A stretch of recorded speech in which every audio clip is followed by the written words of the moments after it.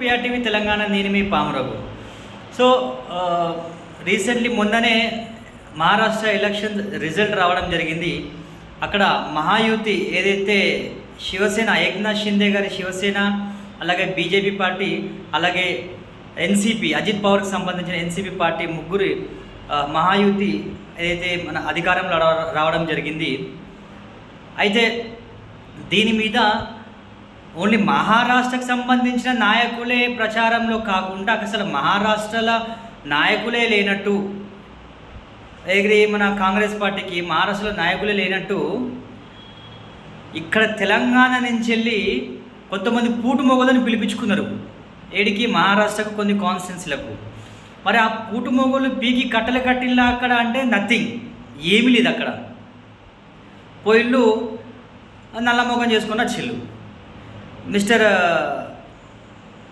గుంపు మెస్సి రేవంత్ రెడ్డి, అలాగే చింతపండు నవీన్ అలియాస్ తీన్మార్ మల్లన్న, ఈ ఇద్దరు మీకు తెలియదు ఏముంది. తీన్మార్ మల్లన్న గురించి తీటేషం, ఎక్కడ పోయినా తీటేషాలు వేసుకుని ఏదో 2-3 అక్కరాని మాటలు, సిల్లీ జోకులు వేసుకుంటా, అక్కరాని పంచులు వేసుకుంటా 2-3 జోకర్ లాగా 2 మాటలు మాట్లాడకుండా నవ్వించి వచ్చేసారు అంతే తప్ప ఆ వ్యక్తికి రాజకీయ పరిజ్ఞానము లేదు వాస్తవానికి.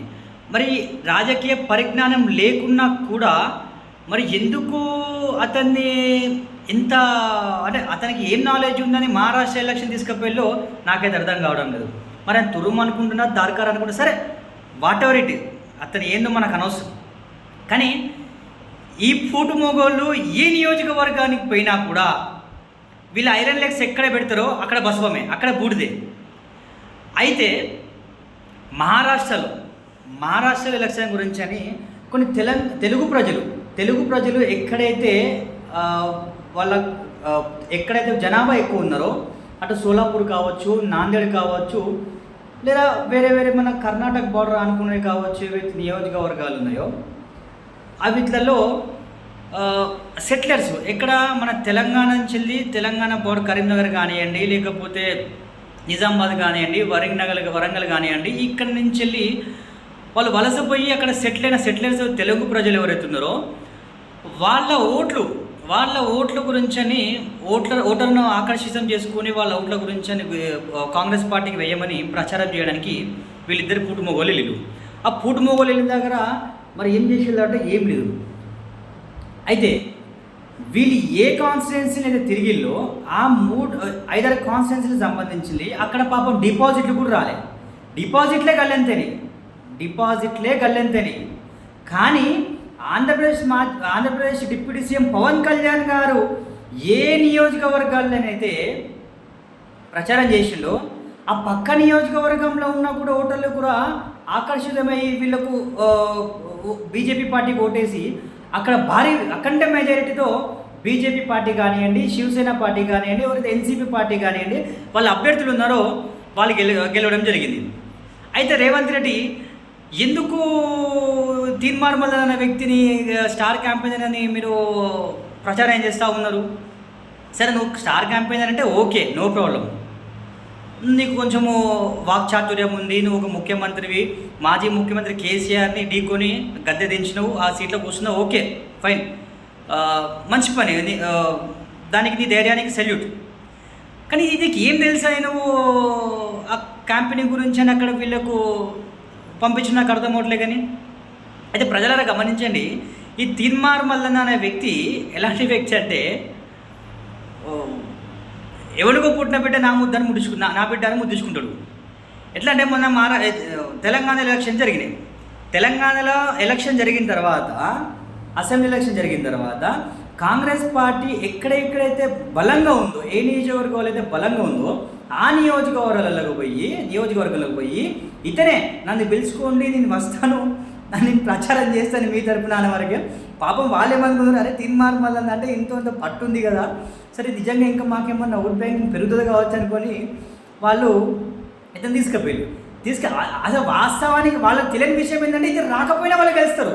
ఎందుకు గెలుస్తారు అంటే బీఆర్ఎస్ పార్టీ మీద వ్యతిరేకంతోనే కాంగ్రెస్ పార్టీకి ఓటేద్దాం అనుకున్నారు కాబట్టి, బీఆర్ఎస్ పార్టీ మీద వ్యతిరేకం మీద వీళ్ళకి ఓటేద్దాం అనుకున్నారు కాబట్టి ఈ పూటు మొగడు పోయి 2 అని చెంబుల రాళ్ళు ఎత్తే గడగడ గడగడ చెంబుల రాళ్ళు వేసి ఊపితే గడగడ గడగడ సౌండ్ వస్తే చూసినావా?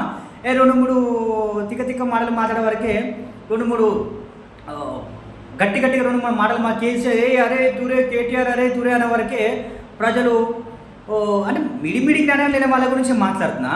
అంటే చాలామంది చదువుకున్న వ్యక్తులు ప్రజలు కూడా ఉన్నారు. వాళ్ళు ఏంది 18 సంవత్సరాల పూరగాలు 16 సంవత్సరాల పూరగాలు వీళ్ళకి ఏంది తిన్మార్మల జై జై తిన్మార్మల అనుకుంటున్నారు.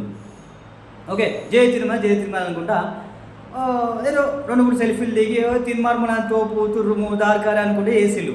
కానీ వాస్తవానికి గెలిచింది ఎక్కడ? రేవంత్ రెడ్డి ముఖం చూసి, అలాగే కేసీఆర్ మీద బీఆర్ఎస్ పార్టీ మీద వ్యతిరేకంతో. తర్వాత ఈ పిల్లగాడు ఎవరు తిన్మార్మలని ఏం డబ్బా కొట్టుకుంటాడు తెలుసా? మొన్న ఎమ్మెల్సీ సీటు ఎమ్మెల్సీ సీటు గురించి అని తాపత్రయపడే ఎమ్మెల్సీ సీట్ నాకు ఇస్తారో ఇయ్యరో అనుకుంటా కాంగ్రెస్ పార్టీ మీద బురద జల్లడం జరిగింది. ఏమని? సచ్చిపోయిన కాంగ్రెస్ పార్టీని దాన్ని లేపింది నేను, కొనూపిరిన కాంగ్రెస్ పార్టీని రాగి చెంబుల నీళ్లు పోసి లేపింది నేను. ఎట్లా రాగి చెంబుల నీళ్ళు దొడిగిపోయినామను మేమన్నా ఎక్కడన్నా? రాగి చెంబుల నీళ్లు పోతే సచ్చినోళ్ళు ఎత్తాడా? రాగి చెంబుల నీళ్లు తీసుకుపోయి సచ్చినోళ్ళు ఎత్తాడానే తిన్మార్మల్లన్న? ఎందుకు తిన్మార్మల్లన్న? నీకు ఉన్న జాగాలు ఉండక? సరే, ఇప్పుడు ఒకప్పుడు నీతో ఉన్నోని కదా, ఒకప్పుడు మనం అందరం కలిసి చేసి పని చేసినాం కదా. ఒకప్పుడు నీ స్టేజ్ మీద ఎమ్మెల్సీ ఎలక్షన్లల్లో నేనే మాట్లాడినా కదా ప్రజలు నీ తరపున, స్పీచ్లలో కూడా నేనే ఇచ్చినా కదా.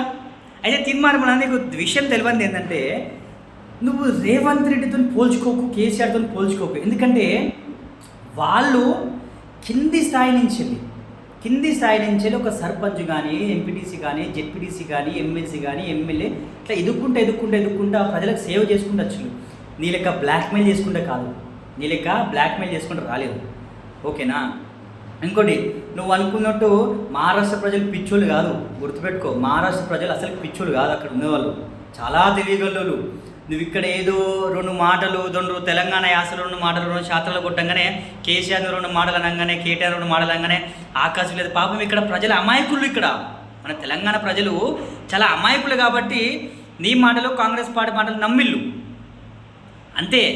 అంతే తప్ప, లేకపోతే మీ ముఖాలు మీ ఇవో చూసి మీకు అది వేయలేదు. మీకు నువ్వు 2-3 శాతాలు కొట్టి 2-3 మాటలు మాట్లాడంగానే అక్కడ మహారాష్ట్ర ప్రజలు మొత్తం అయితే రక్తం ఉడికైపోయి తిన్మార్మల నచ్చింది కదా, తిన్మార్మల మాట్లాడింది కదా, ఇప్పుడు కాంగ్రెస్ పార్టీకి ఓటేద్దాము. కాదు, కాంగ్రెస్ పార్టీని బొందబెట్టిలు. అక్కడ కాంగ్రెస్ పార్టీని బొందబెట్టిలు.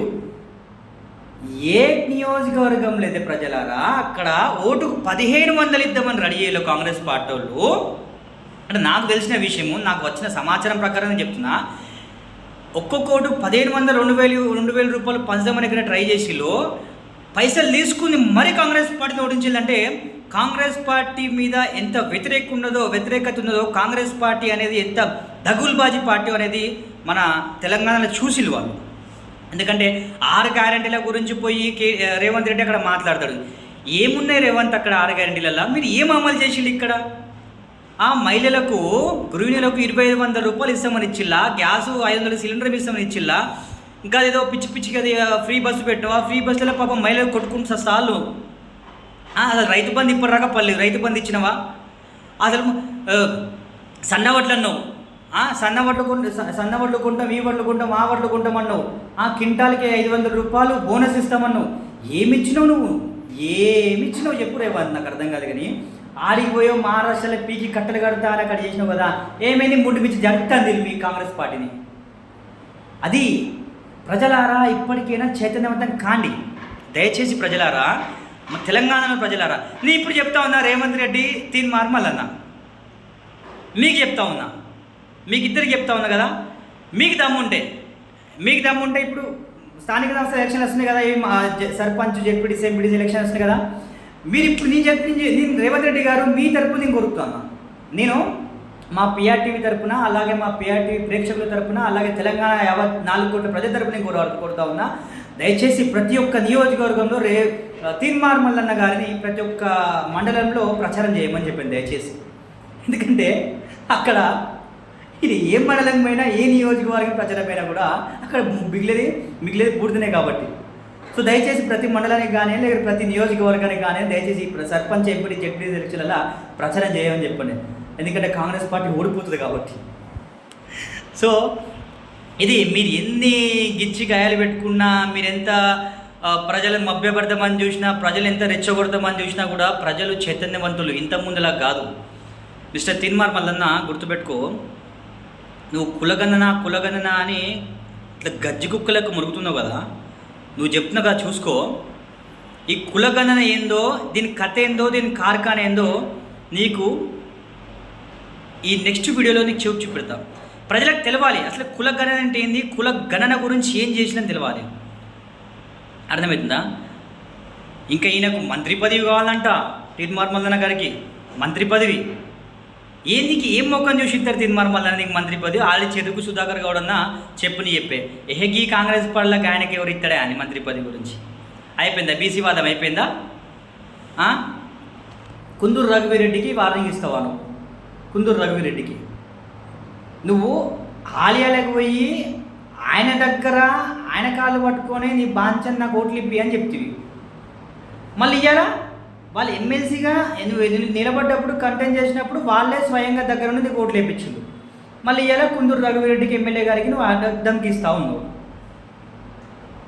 ఎక్కడ తింటే అక్కడ ఎరిగే రకం తీన్మార్ మల్లన్న నువ్వైతే నిజంగా చెప్తావు కదా, ఎక్కడ తింటే అక్కడ ఎరిగే రకం. మాకు ముందు నుంచే తెలుసు, కానీ ఎందుకులే వద్దు పొందితే మనకు ఎందుకులే అనుకొని సైలెంట్ అవుకున్నా. కానీ అమ్మో నా ప్రజలు మోసపోతా అంటే ఇంకా తెలంగాణ ప్రజలు ఆల్రెడీ మోసపోయిళ్ళు. ఏది ఖమ్మం, నల్గొండ, వరంగల్ ప్రజలు మోసపోయిళ్ళు ఆల్రెడీ. కానీ మహారాష్ట్ర ప్రజలు కదా, వాళ్ళు మోసపోరు, వాళ్ళు మోసం చేస్తారు కానీ మోసపోరు. వాళ్ళు వెరీ టాలెంటెడ్, ఇంటెలిజెంట్ ఫీలర్స్ వాళ్ళు. ఎస్, గుర్తుపెట్టుకో రేవంత్, నీ అదాని సంబంధించిన నీ కథ ఏందో, నీ కార్ఖాన ఏందో, 1500 కోట్ల డీల్ ఏందో అది కూడా నెక్స్ట్ వీడియోలో చెప్తా. సో ఇది ఏదో పీకుడు కట్టలు కడతామని ప్రచారానికి పోయినావు కదా తీన్మార్ మల్లన్న. సో అక్కడ నువ్వు పోయినా ఏదైతే నియోజకవర్గంలో పాపం డిపాజిట్ కూడా రాలేదు. సో ఇంకోసారి నా రిక్వెస్ట్ ఏంటంటే ఆ నియోజకవర్గంలో పోకు, ఎందుకంటే అక్కడ కంటెస్ట్ చేసిన ఎవరైతే కంటెస్టెడ్ ఎమ్మెల్యేలు ఉన్నారో పాతషప్ పోలీసుకు మెడలేస్తారు. సో దయచేసి అక్కడ పోకు, పొగలు పోయినా కూడా మాస్క్ పెట్టుకుని పో. సో ఇది ప్రజలారా, చూస్తుండండి పిఆర్టీవీ తెలంగాణ. నేను మీ పామురఘు. దయచేసి మన ఛానల్ సబ్స్క్రైబ్ చేసుకోవాలని కోరుతున్నాను.